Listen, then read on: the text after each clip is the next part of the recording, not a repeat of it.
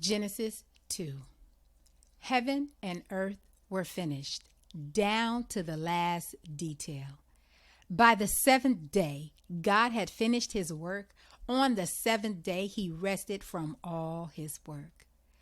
God blessed the seventh day. He made it a holy day because on that day he rested from his work, all the creating God had done. This is the story of how it all started, of heaven and earth when they were created.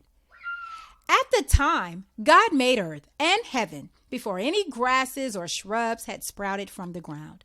God hadn't yet sent rain on earth, nor was there anyone around to work the ground. The whole earth was watered by underground springs. God formed man out of dirt from the ground and blew into his nostrils the breath of life. The man came alive, a living soul. Then God planted a garden in Eden, in the east. He put the man he had just made in it. God made all kinds of trees grow from the ground, trees beautiful to look at and good to eat. The tree of life was in the middle of the garden, also the tree of knowledge of good and evil.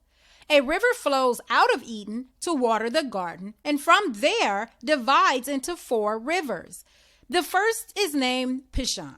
It flows through Havilah, where there is gold. The gold of this land is good. The land is also known for a sweet scented resin and the onyx stone. The second river is named Gihon. It flows through the land of Cush. The third river is named Hiddekel and flows east of Assyria. The fourth river is the Euphrates. God took the man and set him down in the Garden of Eden to work the ground and keep it in order. God commanded the man, "You can eat from any tree in the garden, except from the tree of knowledge of good and evil. Don't eat from it. The moment you eat from that tree, you're dead." God said, "It's not good for the man to be alone. I'll make him a helper, a companion." So God formed from the dirt of the ground all the animals of the field and all the birds of the air. He brought them to the man to see what he would name them. Whatever the man called each living creature, that was its name. The man named the cattle, named the birds of the air, named the wild animals, but he didn't find a suitable companion. God put the man into a deep sleep.